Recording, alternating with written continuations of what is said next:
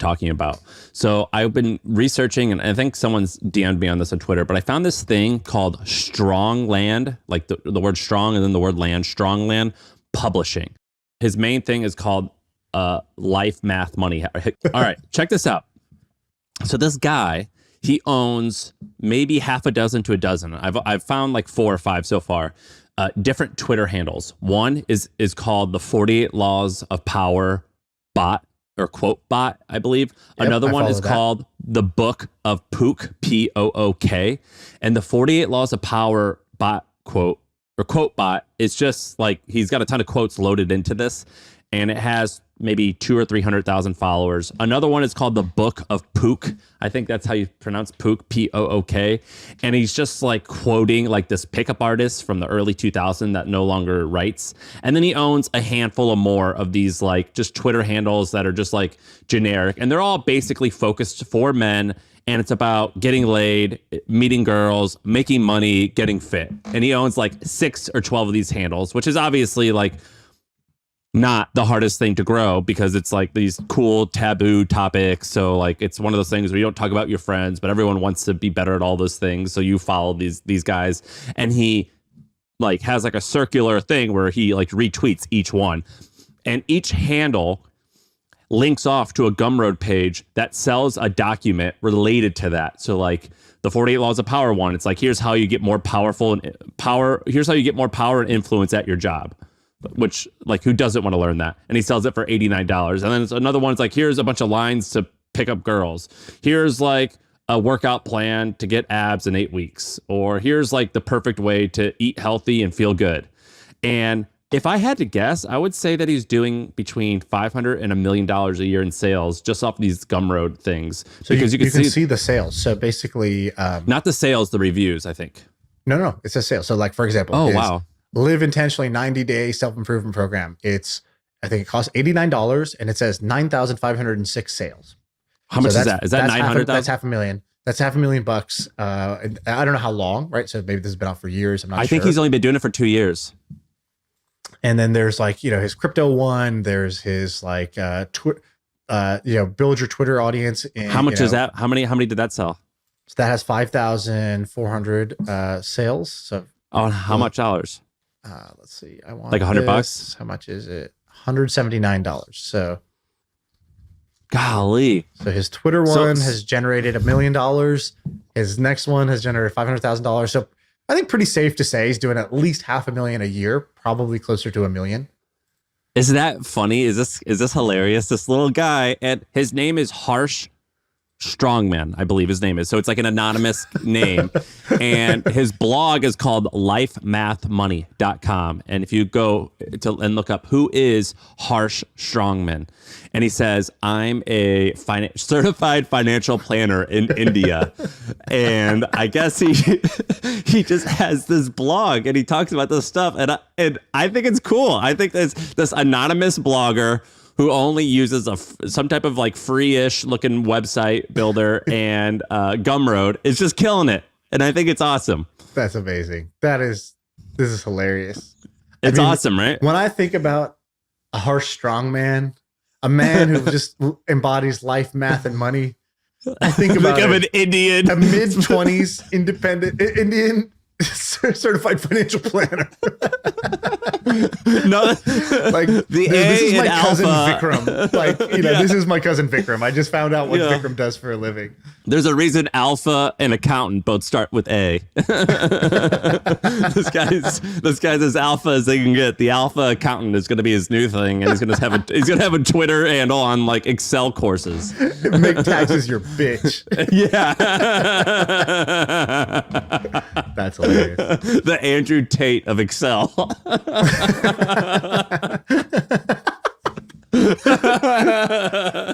right.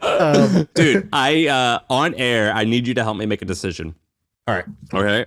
So I am in the process of, I stopped in St. Louis, so I'm recording this from St. Louis, but I'm driving from New York to Austin. I always stop in St. Louis for 5 days to see family, then I'm going to drive back to Austin. I miss New York. I miss Brooklyn already.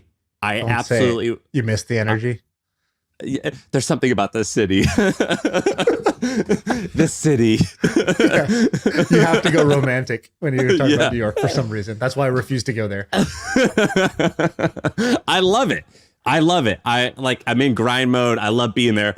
But there's one thing that I'm currently doing that it is something that I told myself I'm not going to do it. And that is bitch about taxes and let taxes decide where I live. I'm 100% doing that right now. So I want to tell you some numbers. So I currently live in Texas, which has no state income. I think the federal what's the federal tax rate for the highest income is, what's it, 36% or 37? 36-ish, yeah. All right, so I think it's a little above 36%. So hypothetically, on $1 million of income, I'm spending $370,000 a year on taxes, or around 31,000. Yeah, federal, because Texas doesn't have income. So $31,000 a month in tax. 31,000 a month. Yeah, which adds up to about 370 a year. In New York, if I move there, I would basically be giving away 51 to 52% of my income, because the city of New York has like a 3.8% tax rate, and then the state of New York has a 9.7% tax rate.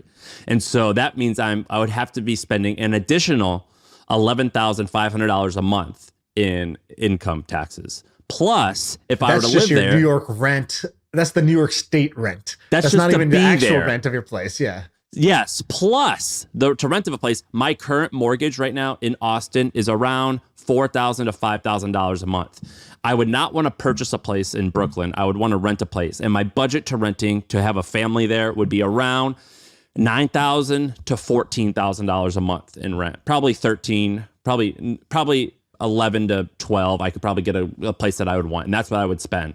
So I'd be spending and then let's say my income, this is all hypothetical, I'm not saying what I do or don't make. If my income is $2 million, I'm going to be spending around $280,000 a year in extra income taxes, plus an additional $150,000 a year in rent. Meaning my costs are going to be like $400,000 to $500,000 a year in additional costs just to live there. Not including the fact that, like, I'm in St. Louis right now. I just went out to eat for 3 people. It's $51. If I'm in New York for 3 people for breakfast, it's going to be, $100, 2 times the cost. So how would you justify making the move or not move? Well, I kind of did myself, right? Because I live in California, and California has the same problems that New York has. High cost of living, high state tax, that sort of deal. And now, and I work remote. I can live anywhere at this point. And so, it is very tempting, especially when you hear, like, you meet people who live in Texas, then you meet people who live in Puerto Rico. They're like, you pay federal 37%, I pay 4%. I pay 0% on capital gains. It's like, wow. All right. I guess that's also an option. So there's sort of like no end to it. And I used to live in Indonesia, and for $2,000 a month or $3,000 a month, like, you're living large out there. So, like, you could have I had a cook and a maid that lived in my house. I had a driver that drove me everywhere, and, like, didn't have to think about anything. So there really is no end to this idea of, like, optimizing cost of living versus, like, what you want to do. There is no end to it, but maybe there are thresholds. Yeah, there's more rungs to the ladder than even what you presented, is I guess what I'm trying to say. You can take it even further. I think that I've always thought, as it sort of like goes back to that, what advice would my 18-year-old self give me? My 18-year-old self, which was like a more simple-minded version of myself, would say this. Doesn't mean they're right, but they would say this. Wait, I thought you're rich. Like, oh, so you're moving to where you don't want to live to save money? That sounds not very rich, right? So if it's all the same, if it's all the same in terms of where you enjoy living, cool, then obviously pick the difference. If you enjoy one more, I would go to it. Now, the hard part is, how do you price that enjoyment? How do you price that energy of New York? How do you put a dollar number on it? We're gonna put a dollar on it. We're gonna price it. We're gonna say it's around 400,000 or 500,000. But dude, for the same price, I can live in Texas 6 months and in New York 6 months and fly private back and forth twice, actually, like 2 round trips, and it'd still be cheaper. But that's Yeah, but it would also add hassle to your life, right? So there's some situations where the variety adds what you want, right? It's like a win-win. It's like, oh yeah, I don't want to be in one place all year anyways, or I like the weather this time of year in one place and this time in another place. So I'm just going to move around the weather, and that happens to coincide well with my tax situation. But basically, my simple thought process is this: if you're rich, you can do tax optimizations, but make sure it's not driving the car, right? So it gets to be in the car, but it doesn't drive the car. So I would do some things that are no sweat that are going to save you tax money. Oh, great. I would do that. I would not move, which is like one of the biggest things that changes your like day-to-day quality of life. I would not move to a different place just like based on taxes as the primary reason. I would have to have another primary reason. So for example, my reason for being in California is that me and my wife's family is all here, and I just want to see them more often and have that be like, I prefer that lifestyle. I don't know how many years we all have left where we're all healthy, or my kids are little and they get to have this experience with the grandparents around, but that matters more to me than anything on the tax side. So that's my decisive reason. I made that one reason the priority, and then I'll live with the rest. So I think that's what you should do. You should come up with your one decisive reason about where you're going to live. And I would guess if you're rich, that reason should not be taxes. I got to do it, unfortunately, but golly, it sucks. In the back of my head, it's that famous Michael Jordan quote. You know what I mean?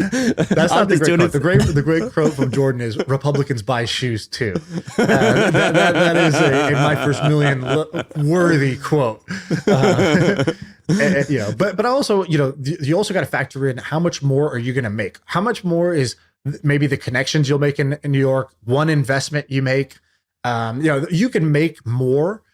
It's easier to make more for guys like us than it is to adjust your lifestyle to try to save more. I find it, I would rather work harder to make more money than change my lifestyle in a way that I feel like I'm making some compromise in order to save money.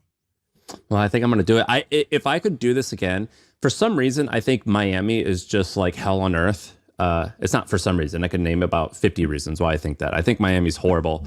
But at the same time, if I could do it again, I almost wish I would have done. So right now I live in Austin, Texas. It's because I got a bunch of friends there. My best friends are there, and we had an office there. If I could have done it again, I would have done Florida though, and New York, because Texas doesn't have nice enough weather that I'm just going just for the weather during wintertime. Whereas Florida, like, I feel like I'm in the Caribbean sometimes in certain parts of it.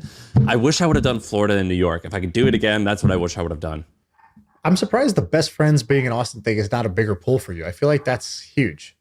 It is. And that's why I don't actually mean if I could do it again. I wish the stars would have aligned so that could have happened is kind of what I mean. What a slap in the face. I'm just glad I'm not your friend. I'm not Neville, who lives right next door to you in Austin, who's like, oh, the energy in New York, that's what's going to get you. You're going to move away from me for the energy?